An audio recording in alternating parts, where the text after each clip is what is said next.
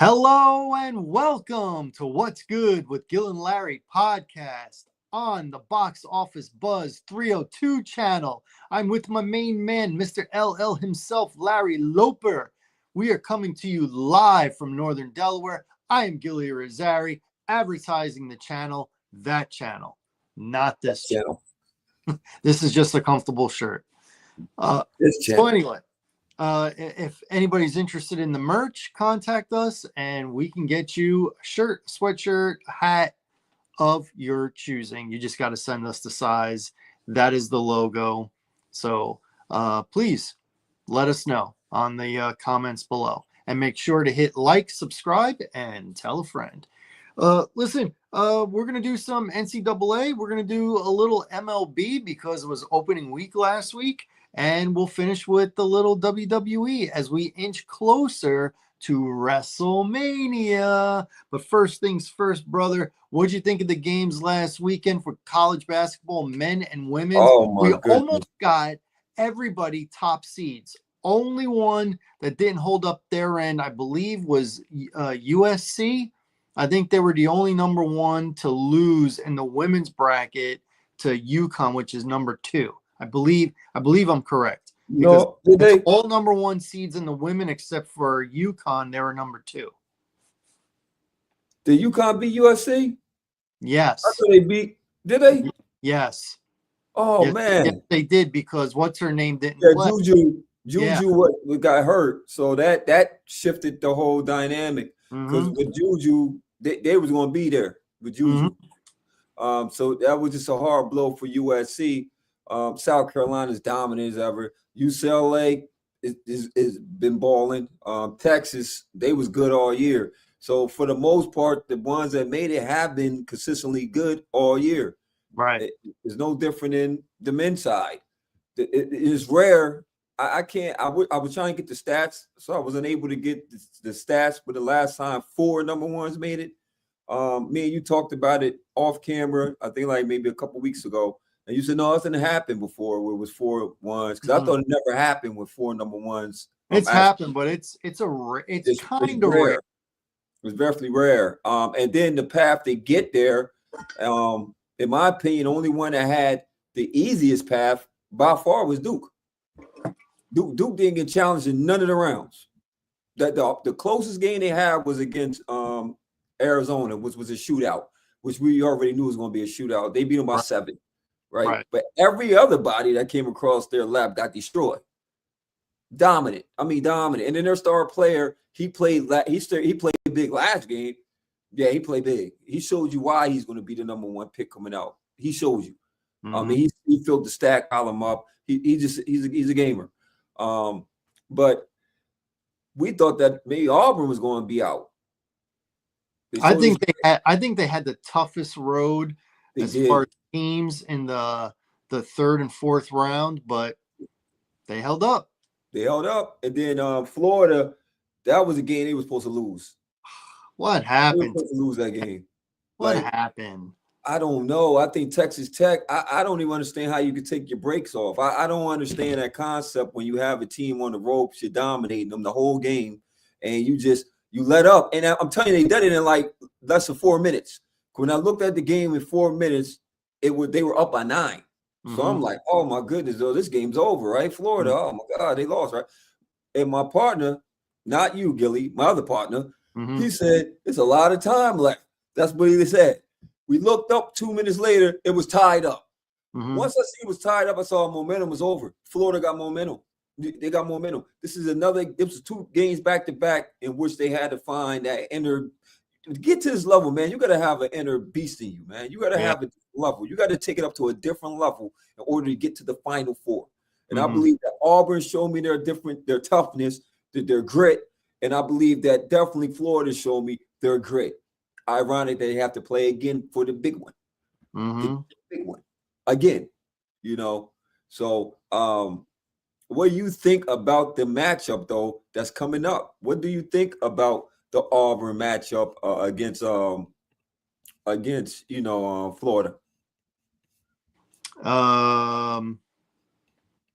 It's funny. How I picked Florida to start this whole tournament, and here they are in the Final Four. You did. I feel like out of the 4 teams right now, they're the weakest. I said the same thing.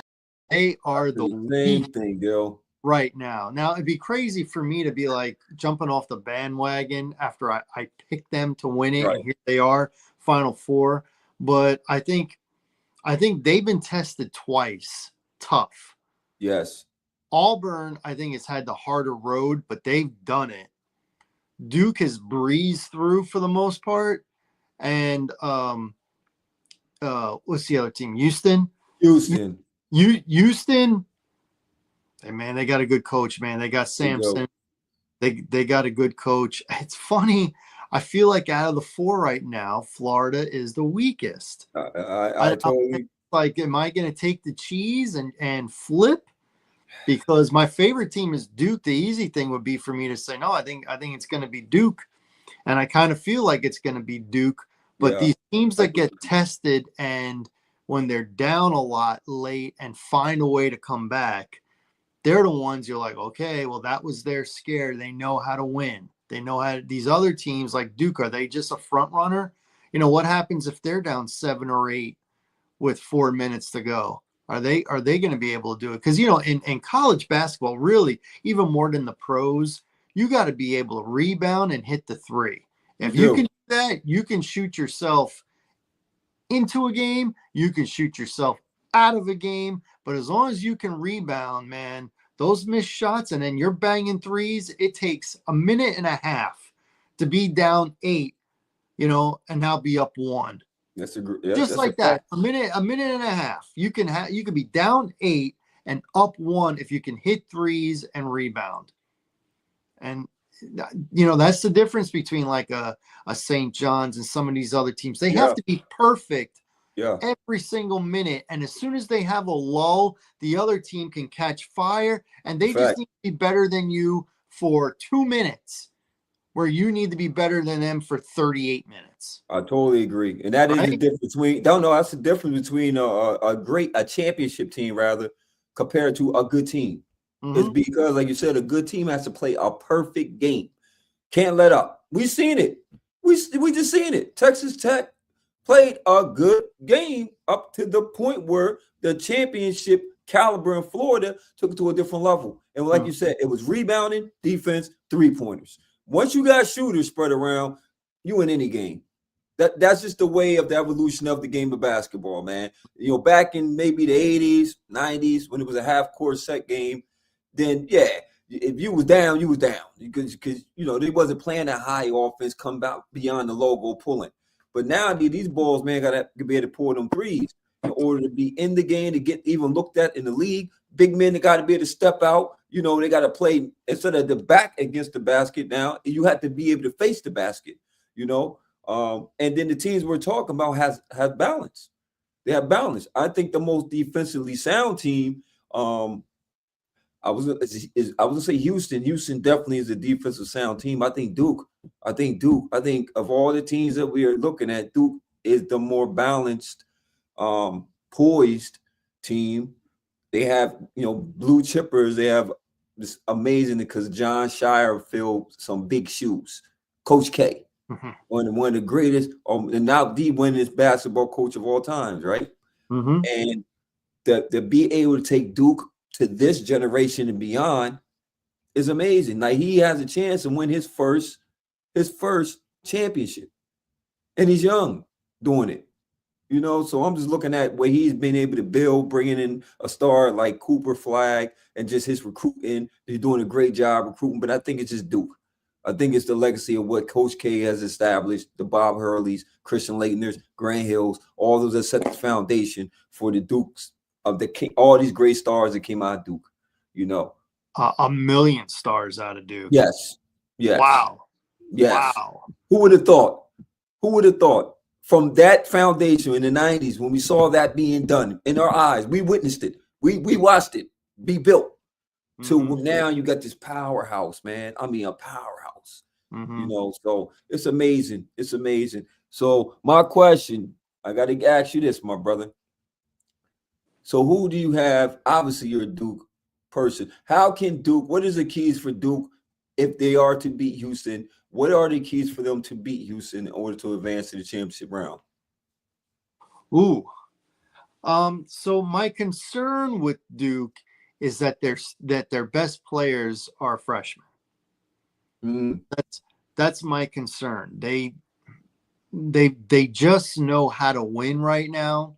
They mm-hmm, don't, like I said before, they're kind of front runners. I don't know if they know how to grind out a win, make it ugly, make every possession count late in the second half. Um, I think a coach, like Coach Sampson, I think he could really, because he's been there. He's more experienced than any of the players, including mm, coaches are with Duke right now. mm, And I just feel like for Duke to win, they have to be in control. They have to have the lead throughout the game, or at least be within like 3-4 points throughout the game. They can't be losing the game by 6 or 7 the whole game. They can't be 4 minutes to go, now they're down 6. They have to play Duke basketball, which means they got to be in front or they got to be close. You don't want it to be like, all right, these next 3 possessions we have to score, they can't score. mm.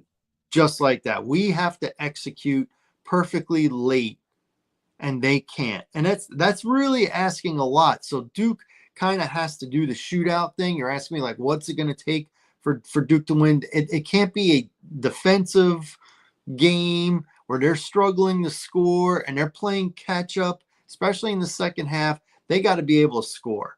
Even if they're losing by a little bit throughout the game, they got to be able to score. They can't go dry. They can't be like, well, Cooper Flag, he's 3 for 14 on the game. You don't want like what happened in St. John's where their best player was lost and Mm, the head coach felt like it was not beneficial to the team to leave him out on the floor. And he got so mad at it. Now he's transferred. He's not even with St. John's. He's going to go wow. through the transfer portal now. He was so mad about that. You don't want that to happen with Duke. If Cooper Flag is struggling, they've got to find a way for him to contribute in another way, defensively, drawing double teams so he can kick it out. He's got to be effective and he's got to be on the floor, because if he's not scoring, it can't be like, well, he's one dimensional. And if he's out of the game, then mentally he's out, mentally they're out, and we got Mm, him. I feel like that's how Houston can win. If Houston can grind it out and make it mental, Duke is just too young. They haven't been in the fire. mm. Saying they're So not like Shane Battier back in the day. They're not like Grant Hill back in the day, winning, losing, back to winning. You know what I'm saying? now Go ahead. my question is, so you're saying their inexperience could end up biting them, and you think that coaching advantage is actually the Sampson, Mhm. rather than John Shire. Yeah, well, coaching, yes, for sure. Hmm. You expect inexperience when you're dealing with freshmen and when your start players are freshmen. Right. But what I'm talking about specifically is I haven't seen Duke be like losing to a good team Mm. late and find a way to execute late. Yeah, because they only have 3 wins on the season. I mean, 3 losses on the season. So Right. I think Clemson was one of the ones that beat them. And it was a tight game at the end, the type of game you're describing. Houston does have Crier, so he's a baller. Sasser, he's a baller. So they got some guys that could make some big plays at big moments. And then they're senior led, so Mm-hmm. they've been in these moments, and so they're not going to. I don't see them getting rattled. To your point, so do you see Duke winning, or do you see Houston kind of getting the edge and making it to the final? So I'm gonna say it's be crazy for me. Nah, crazy's a strong term. I'm gonna definitely pick Duke because how they've played in this tournament, I think you have to pick Duke. Now, Yeah. I've come up with reasons why they could get in trouble, they can lose, but ultimately, I think they got more dudes Yeah. than Houston does. Yeah, I And agree. for I agree. me, this is just my thinking. I rather have the better players with a Mm-hmm. good coach Mm-hmm. than a great coach with With with not as talented players. I agree. I was Because going. when you do that, then you, like I said earlier, the less talented player team, they have to be perfect. The team with more talent doesn't have to be perfect the whole game. They just got to be close enough that when they go on their run, their striking distance, then it's like they leapfrog you. Mm, And I think a good coach with great players is an advantage over a great coach with good players. And I feel like that's what Houston is. That's not to say Houston can't win. That's not to say they don't deserve to be a number one seed or anything like that. right. I could see any one of these four teams winning and then winning the championship. Right. All in all, like I said, going into this, I thought Florida was the team. Now I think right now they look like the weakest of the four. Mhm. And I think. And I think Auburn's got a very good coach, and Pearl, Oh yeah, Pearl. Yes, he's sir. he's Yes, sir. excellent. Yes, He's sir. excellent. I think the road to get to the Final Four was the toughest for them, and here they are. So it would They be, are. like a natural thing to say, I think Florida's going to lose. I mean, speaking of this Auburn and Florida matchup, right? Um, one is a rival, same division, Mm-hmm. same conference rather. They done played each other. This will be the third time or fourth time they played each other now. Mm-hmm. They split. They lost. Obviously, they lost in the semis. Florida beat them in the semis, right? Um, Auburn has blown out Florida on their home floor, vice versa, right? So now it comes down to the decisive game 4, The rubber and match. let me tell you what it reminds me of. And we just watched it, and I was totally wrong. It was Kentucky against Alabama, right? And Kentucky had no, I'm sorry, Kentucky against Tennessee. Kentucky beat Tennessee 3 times in the conference play. Came to the big one. Tennessee made the adjustments, beat them. I have believed that Auburn has been the stronger team all year. They were number between them and Duke, and Tennessee had a crack at it too. They were number one. Those are 3 number ones, and Houston. I'm sorry, Houston too. Houston was number 1 too at one point, right? Florida's never been number 1. They overachieved in a lot of ways this year because they were not on the radar to be this good, right? They have a P tier in Clayton Jr. He's a P tier. They got some bigs they're gonna throw at you. Like you said before, Auburn hasn't. Their big man just played his best game the last game. You know, so now he done got his mojo going. I told you before, the shooters will have to come play. It would be on the shooters and the balance. Bruce Pearl is an excellent coach. We know what he did in Tennessee. We know what he's doing to Auburn. Look where they're at, Final Four, right? And I just think that now for the big stage, and I know Florida's strong, and I've been saying it Florida's strong. I'm just leaning towards Auburn because I just think that it's just lining up for Auburn. I see an Auburn and Duke matchup. 2 of the better teams all year. Because if we're looking at the Final Four, this what end up being the top 4 teams made it. So at the top 4 teams, who were the most dominant out the 4 all year? Auburn, Duke. Classic, great championship, worth watching.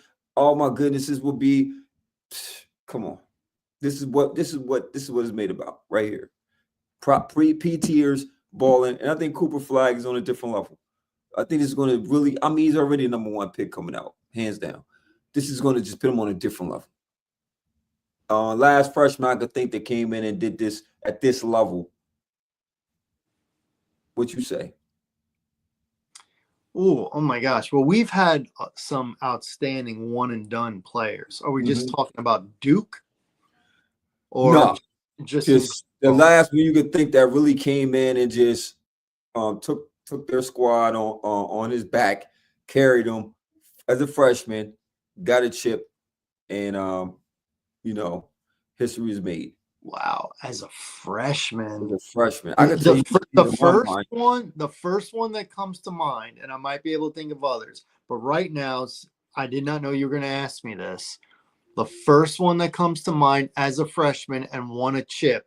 He was on a good team, but he was the best player, and he went very high in the draft. He went number 2, Carmelo Anthony. Ah, man, you're on the same page. I don't know, maybe it's an Aries thing, because that was the guy I'm thinking about.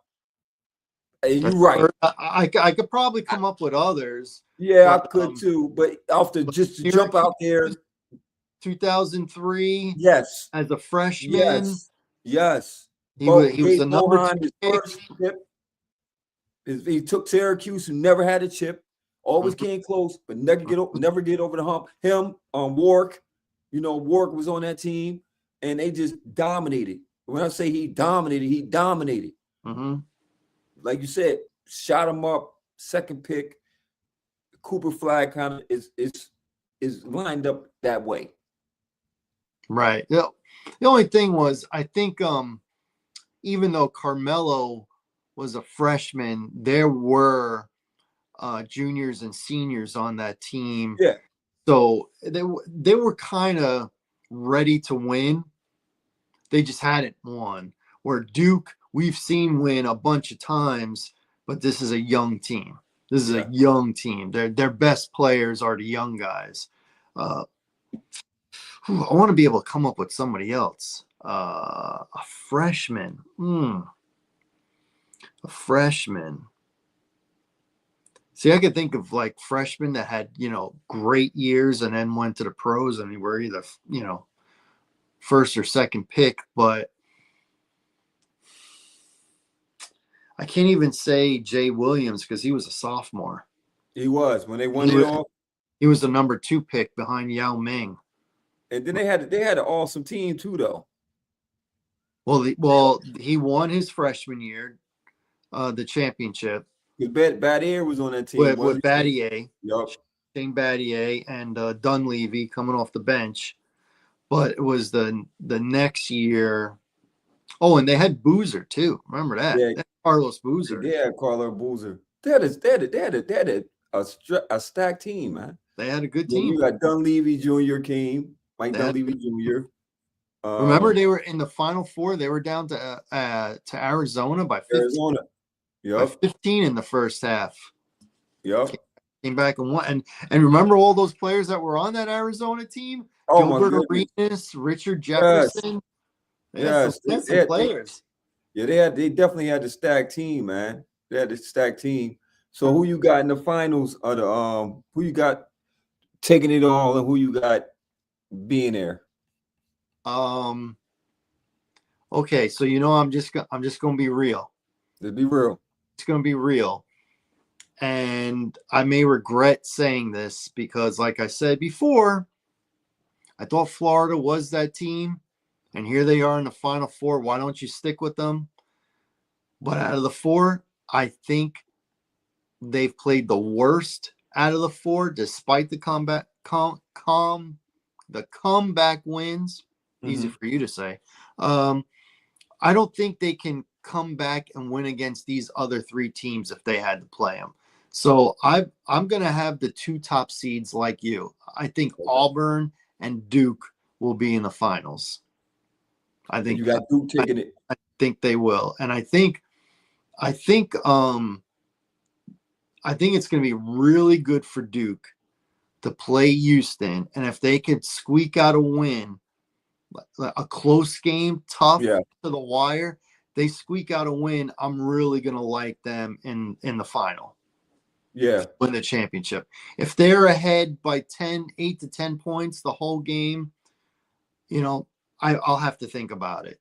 I really will. But if Duke wins in a squeaker, then they've shown me that they're not just a front runner. That when it's tight against a good team, against a real good head coach, the difference between in college basketball or in basketball period between a regular coach and a really good head coach. I've noticed this. Coming out of a timeout, the really, really good coach coming out of a timeout with the ball, they will either get a layup or a dunk. They will get an easy basket. Coming out Oh, oh, then the ones that's kind of good, and it's then always a bunch, then it's all the always a other box ones, play. It always a they play get get boxed. set up for a three or Yeah, this and that, and it's 50-50. yeah, 50-50 But ball. a real good one, they always come out. Not only do they score easy. Yeah, Movement, I don't know what they do, but they either get a layup or a dunk coming out of that timeout. And that means so much getting an easy basket right out of a timeout. Oh, indeed. so Indeed. much. So Especially much. when you against a high percentage shot, like Mm-hmm. to a low. You talking Mm-hmm. about 3-point shot, like you said, 50-50 chance. And with pressure, that Mm-hmm. them statistics go even smaller. Then that Right. range goes smaller. You're talking about 50%. Let's go down to 20%. Because it's a lot of pressure. And 9 times 10, it'd be people bobble the ball. You rush the shot. You pull where he might draw up the play, but then you end up pulling somewhere near the half court line. Right. Right. It just be crazy stuff. And like you said, a great coach makes it very easy with all the motion, fluidity, easy Mm-hmm. layup, dunk. Wow. Struggled all game, but when it came down to it, you made it real easy. That's what a Samson can do. Yeah. When it's tight, you tell yourself, we've got the better coach. When Yeah. it's tight, he's going to draw us up a play where we get an easy basket. When it's the other coach, if he has a little doubt, then it carries over to the team, Mhm. and that's when a Chris Webber calling a timeout that he doesn't have, happens, Yeah. or doing a double dribble happens, stuff Yeah. like that, because now you're tight. You're Now tight. every possession Yeah. matters, and you're almost fighting the clock as much as you are the team. Where the other team with the good head coach is like, here's the play that's gonna give us the lead, or is gonna seal the deal for us, and it's gonna be a layup. And when he believes it, the players believe it. And that's it. Look at now this wasn't a layup, but look at in the 92 with Duke. Krzyzewski said this is the play that's going to win, and Grant Hill has to throw that Hail Oh Mary yeah. pass to get to Christian Leitner. Yeah. But they all believed when they were on the floor, this is how we're going to win. This is how we're going to win. And that's going the length of the floor with practically no time. Now you're inbounding at half court, Yeah. layup or dunk. Layup or dunk. Layup or dunk. Oh man, great points, man. Great points. You look like we're gearing up for a epic Final Fours, man. Who do Epic. you have going to the final? You asked me. I got Auburn. Same team. I got Auburn and Duke. Auburn and Duke. And I think that once in your same mindset. I think once you get through a tough matchup, because up to this point, you haven't been challenged, So for you to beat a great coach, a tough defensive minded team that can score, and you still come out that thing a winner. I'm not sleeping on Auburn. I'm just saying that they have played each other before. This will be a rematch. When Duke beat them earlier this year, they have to play a great game. They have to play a great game in order to beat Duke, because Duke do have the superior athletes. So you're going against, they may be young, but they're gamers. Like, they really are gamers. Like, they got better as the pressure came. But once again, they haven't been challenged. Mm-hmm. So I got Duke. I got Duke. And one thing about Duke's head coach, Yeah. Shai, he's won a championship as a player.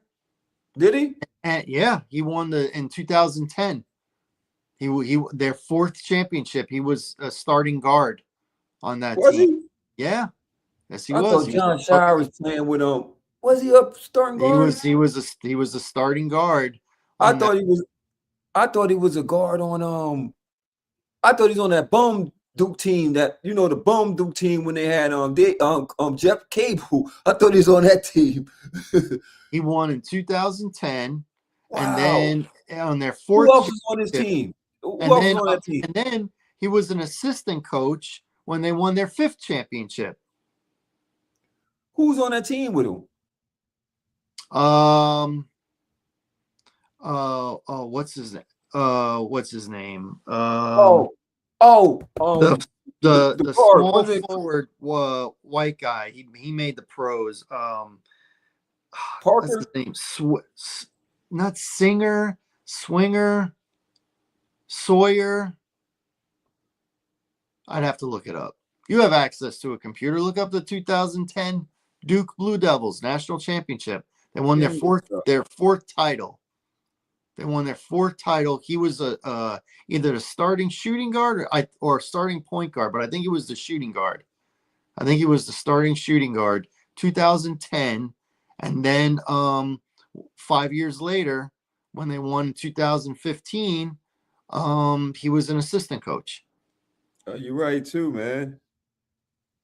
Seth Curry was on that team.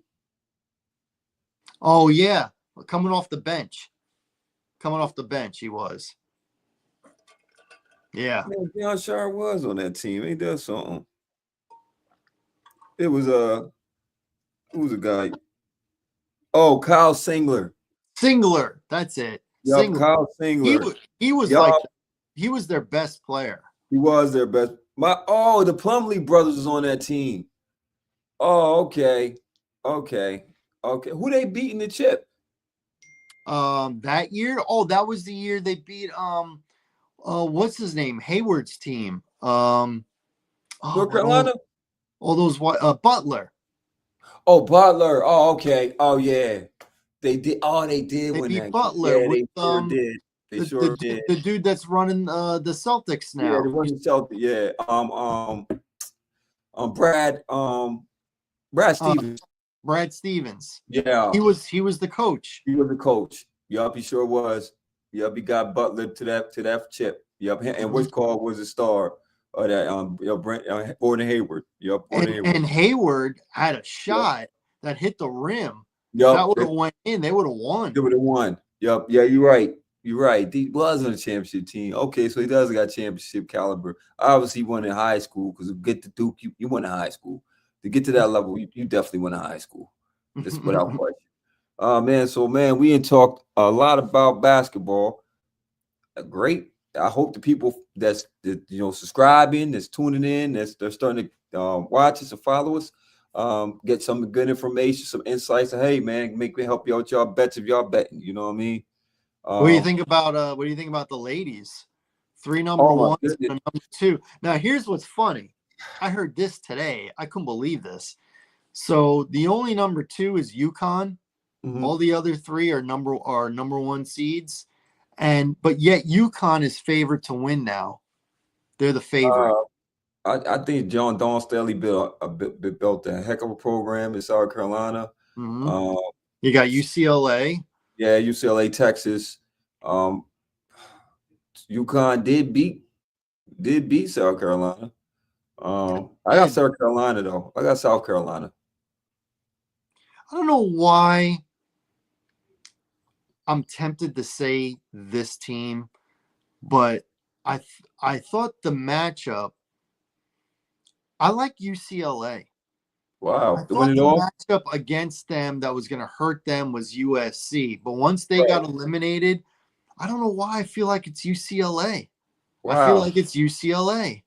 Is that crazy? I don't know about crazy. They are the number 1 seed. They are number 1 seed. They are number 1 seed. They do have some ballers. They got some ballers. They've been dominant all year.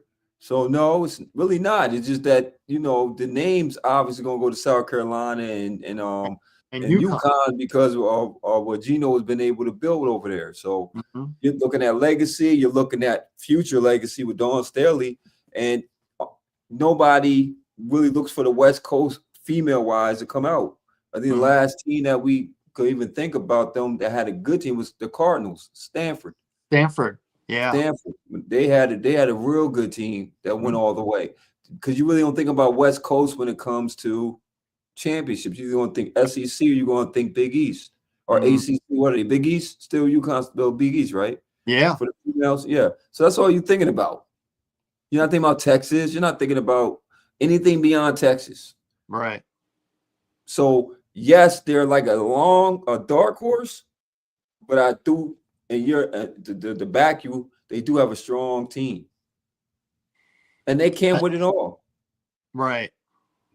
I listen. I'm not only am I not a college basketball expert, but I'm definitely not a women's college basketball expert. But I've been paying attention lately, and I just really felt like UCLA is the team. They're the team. I think UConn. I don't want to say they got lucky, but they beat a USC team that didn't have a player. I mean, and they just lost her. It's not like they learned to play without her. Right. Yeah. When she went down, you know the season was over. Right. He's averaging 30. Right. That's hard to replace. Yeah. Now UConn has got a good player too. Oh yeah, Paige. Paige Beckers. Oh, Paige. Yeah, he's good. All they do in Minnesota is ski and play ball. She's from Minnesota. They ski.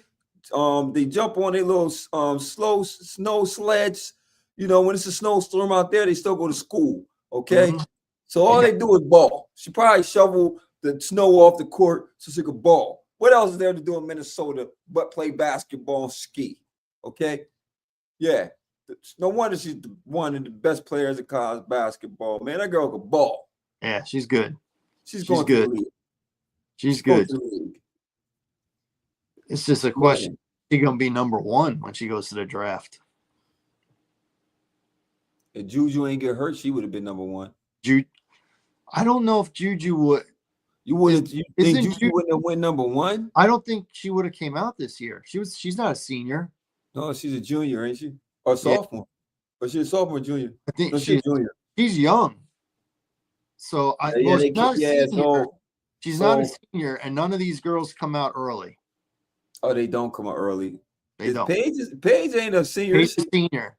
I think she's a senior. Yeah, she's going number one. Unless the girl from UCLA coming out. Jaquez. I think Jami's Jami out of Houston. Miami. His sister, a cousin, whatever she is to him. But it would be Paige. She has a name. It'd be Paige. Yeah. Number one. Usually the top player from UConn goes number one. Yeah. I've noticed this. Yeah. Usually that's the top one. Yeah. Deanna Taurasi went number one. Rebecca Lobo went number one. Number one. Went number one. Well deserving. Taurasi went number one. Well deserving. What's her name? Oh my gosh, who's the other? Oh, she won a lot, and then she quit the league. She quit the WNBA and became like a paralegal. Oh, what is her name? And then obviously, what's her name with the New York Liberty? Stewart. Oh yeah, Breanna Stewart. UConn. Oh, what is this girl's name? She was incredible. She was good. She was after Taurasi, before Stewart. She was in that. She was in that window. Oh my gosh, she played for Minnesota. She played for the, what is that? The Lynx. The Lynx. Played for the Minnesota Lynx.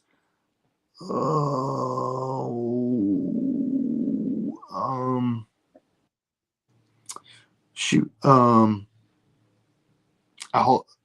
If anybody out there knows, type in the name, because I know as soon as the show's over, I'm going to remember and I'm going to text you and I'm going to be like, it's effing such and such.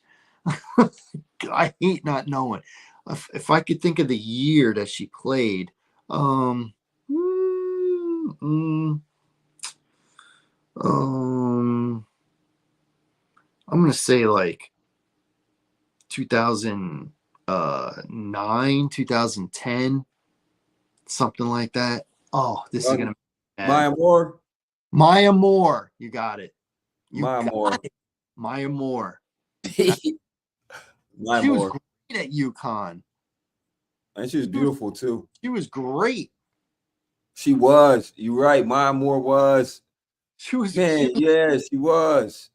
She was. She was dominant. She was. She was. And Yeah, and then she played in the WNBA for like 5 years and then quit because she got involved in this case with this guy who you can look up the details, but basically a guy who's in jail who wrongfully imprisoned, and she wanted to be on the legal team to help get him exonerated. So she quit her career maybe she had paralegal or she had some kind of law degree from UConn, and just quit, joined to try and get this guy off. Wow, that was noble. Back. That was noble. Back. That's incredible. That's definitely noble. That's noble. Oh man, but you know that last week was the opening week of baseball. MLB is officially here. 180 game season is finally here, my brother. How many games? Wasn't 180 or something like that? 160. Man, it sounded like 180. Regular season. No, actually, it's 162. That's a lot of games. I'm dying. Yeah, 162, not counting playoffs. Man, that's a lot of. That's why they play almost every day for 6 months. A lot of games, and no wonder they get paid so much bread. They deserve it. Wow, man, there's a hard game to play, bro. They're all hard. I mean, okay. Yeah, but you deserve to get paid what you're worth. You know, it's not grueling.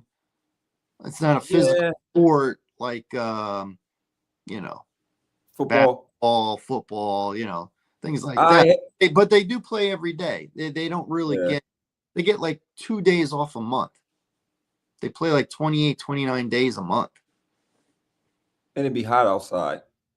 Well, right now it's not. But in the summer, those 3 months real hot. But that's when the players play the best. That's when the pitchers pitch the best, and that's when the hitters hit the best, is in the summer. Because hot weather keeps you loose. Oh, yeah. Makes sense. So my question, man, who you got as your hots and who's not? You know, this is last year, man, and I dropped the gun because I said Miami. I said the Marlins. A year too soon. A year too soon. Yeah, it was. It was a year too soon. But the year prior to that, they actually looked promising. Then I don't know what happened last year, man. Mm-hmm. It was bad. They were like one of the worst teams, man. We dropped the ball at the Cubbies. They didn't pan out. But the Cubs, they teased all year. They were up and down all year, and at the end of the year, they went down. Yeah, they weren't like the Southsiders. They weren't like the White Sox, who was they were terrible. They were terrible. Disgusting. They weren't it was bad. It was bad. I think they broke like a record for the most losses in a row. It was that bad. Yeah, it was bad. Like that's like where you went to die. Like as a baseball player, you went to die. Pitching was terrible. Batting was terrible. Management was terrible. It was just bad. Yeah. No surprise. I think the two biggest franchises in the sport will be the two teams to beat. They played each other in the World Series last year. I think the Dodgers are number one. It's almost like they got a cheat code. Like they find a way to get to keep all their good players and get good players every year. Like they don't have off year where we got to let a couple guys go. They don't have to let anybody go. They keep them and they bring more dudes. So I'm going to say Dodgers, of course. I'm going to say Yankees because I think they got more good players than they did last year. The two big subtractions, obviously, is Soto being with the Mets now and Garrett Cole. Well, he's left-handed, and he hits this one with They'll be lucky to get him back by the All-Star game next year, 2026. Yeah, and then who knows if he'll, how good he's going to be. The good thing is after Tommy John surgery, you come back 100%. 100%. You'll be back. It's not like torn ligaments where ligaments don't really heal as well as like a bone does. A bone can come back as strong, if not stronger, especially if you're an athlete, a young athlete. Not that Garrett Cole is young, but he's not old. Shohei Ohtani, he's going to be perfectly healthy. He'll be as strong as he's ever been. I'm sure he'll pitch again, Ohtani. Yeah. But in the meantime, they have him as a hitter, and he's the best hitter in the National League when he's not a pitcher. So it's pretty crazy. And I guess the teams that I think will not, they'll be underachievers. I'm going to say Atlanta this year. Okay, you got Atlanta being an underachiever this year? I think Atlanta is going to be an underachiever this year. And let me pick an American League team. I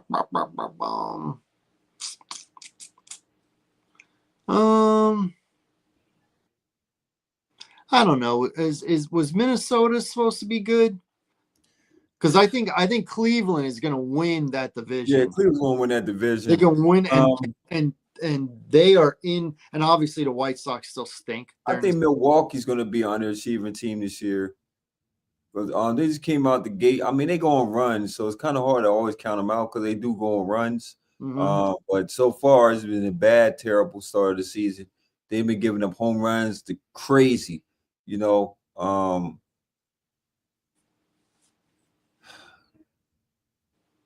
do you think of these new bats? Not everybody's using them, but these new torpedo bats. Do you think that it's an advantage, or is it just something mental? I think it's mental. Because Aaron Judge, even though the Yankees are one of those teams that are using these bats, Aaron Judge is still sticking with his bat. Yeah. And he's got four home runs already. Yeah, it's definitely mental. I don't think it's an advantage. I think it's mental. I don't think it's giving nobody no edge with these new bats. I don't think that. You don't think the fact that the bat is a little wider down low than it has been, because what they did to even it out, they made the very top of the bat thinner. Then you got the fat part, and then where it would get real thin to come to the handle, it's still a little bit thick.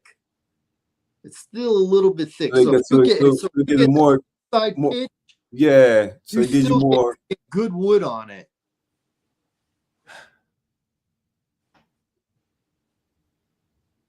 I don't think it's an advantage, though. I don't think it's an advantage. So you think it's just a coincidence? You can say, yeah, I just think it's a coincidence. I don't know. I mean, if they're trying to do what every other sport is, advances the sport, if you want to see a lot of home runs being hit out the park, you want to see high scoring games, as we have been seeing, then you can say, yeah, it's pushing baseball where it's more exciting, where you're not going to be through a pitcher's duel, But in baseball, people look forward to that type of stuff, though. They do. Old school people do. Yeah, the veterans. You. Let's be honest, and we can say it, but do we really believe it? When you go to watch a game, right? Do you want to see a 2-1 final score, a pitching duel? No. Or do you want to see a 8-7? Yeah, I'm with the 8-7. Yeah, so am I. I definitely don't want to see no 2-1. That's like I want to see home runs. Yeah, it's like watching a football game and New England and the Rams. Beautiful example. Example. That Super Bowl sucked. It was terrible. But they weren't scoring points. It was terrible. They weren't scoring. I want to see touchdowns. And then we saw the Eagles beat up on the Chiefs. It was a great Super Bowl because we saw all them points being scored. So, yeah, nobody really wants. I mean, like you said, the traditionalists, the old timers, the guys that was there when they actually made the game. Yeah, for them, they'll love it. But for the more modern people, you're right. We want to see home runs. We want to see exciting play. We want to see big scores on the board. That's the opening day for the Yankees was beautiful. It was a slaughterhouse. Yes, it was a slaughterhouse. I like hitting. Seeing hits. I like home runs. I like a lot of runs, and I like the Yankees pitching to be holding down the other team to 1 or 2 runs. But Yes, I don't want to see a 2-1, 2-0 game. Yes, sir. That's boring. That's boring. I mean, it makes the game go faster, I guess, but no, that's not what I want to see. I want to see hitting. I want to see hitting. Now, I don't want to see, a 15-10 game unless the Yankees are the ones scoring the 15. Well, you know what I'm saying. Like, I don't want no pitching, but I want there to be hitting. I want there to be hitting for sure. Just like in football, I don't want to see a 6-3 game. I don't. I want to see touchdowns. I want to see a 30-27 game or a 30-24 game. That's what I want to see, generally speaking. Now, speaking of football, so they got the head coaches and the upper management and the owners all going down to Florida this week because they're working on changing like rules and proposing new rules. So far, 2 got changed today, and I just wanted to get your opinion on it. One is the overtime rule. Now, no matter what, even in the regular season, both teams will have at least 1 possession. So it was where if we went to overtime, let's say you went to overtime, I get the ball first and I score a touchdown, with game over. If I got a field goal, then you got the ball and you can and then now I score a touchdown, you're guaranteed. So you're doing like college. Ball back. So you're doing like college. Well, the only thing is you're not starting at the 25, and there's only 10 minutes. The overtime 10 minutes. Yeah, that would be stupid. You couldn't in NFL start no 25. Not with these offenses, you crazy. That's stupid. We'll be here all day watching overtime. It'd be like 100 overtimes, man. Well, it'd be way too much. Also, you got to keep in mind, I can get the ball, and I can score a touchdown, and I can use up 8 out of the 10 minutes. Right. Now you get the ball, you have to score a touchdown, and you only got 2 minutes. So there is still an advantage. The clock is still, still plays a part in this. But the point is you're guaranteed now. I think that'd be dope. I think that'd be good for the game. Well, it got approved, so it's going to be at least be this coming year. They're going to do it. So what's the other rule that they trying to put in? So the other one, well, there's a few that they've tabled that they will go back to. One is the push tush. If they're going to ban pattern. Come on, man. Come on, Green Bay. Stop crying, Green Bay. Stop crying, Green Bay.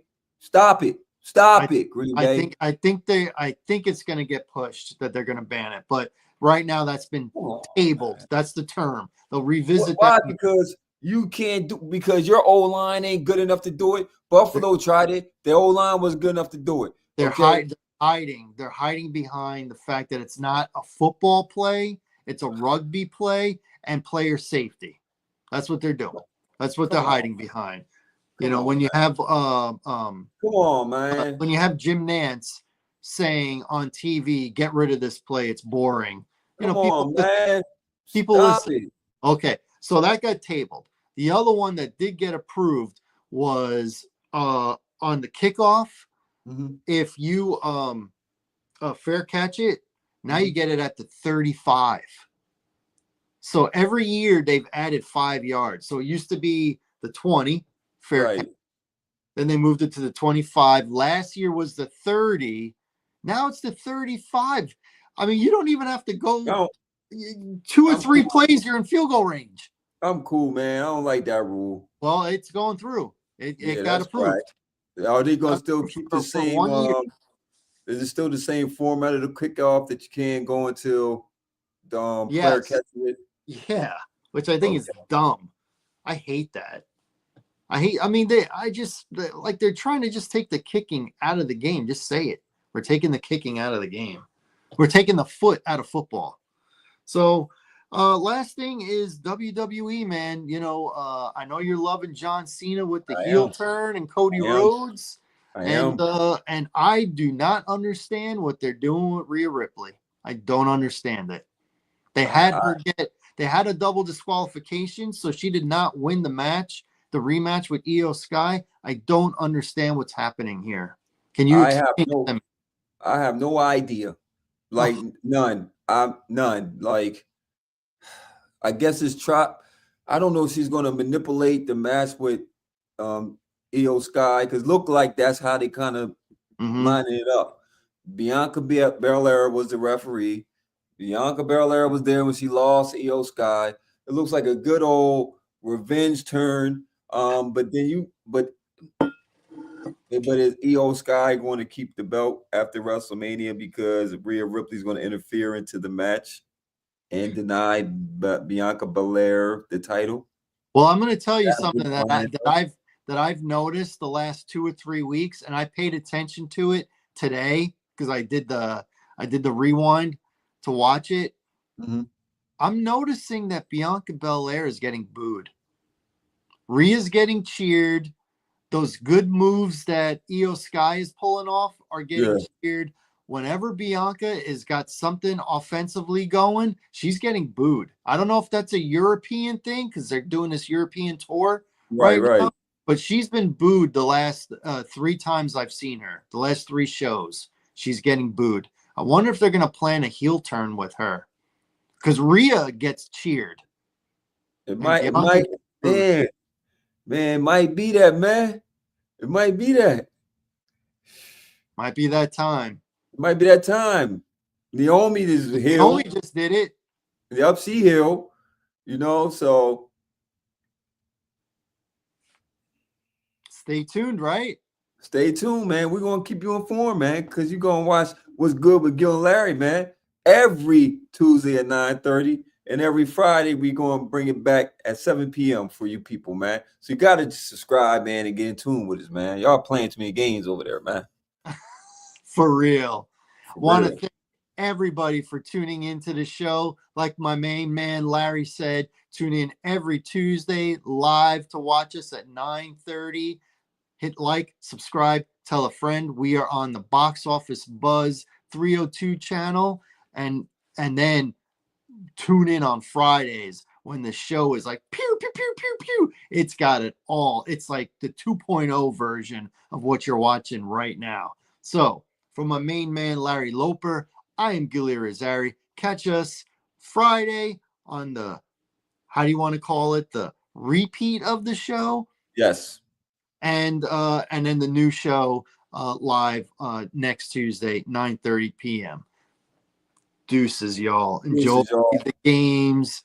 NCAA basketball. Hopefully enjoy this weekend. I might go live, man, while I'm watching basketball games. So I'm gonna give y'all some commentating. So I might go live for y'all, man. Watch this game for y'all. So y'all need to be paying attention. I got y'all. I'm making sure it's interesting.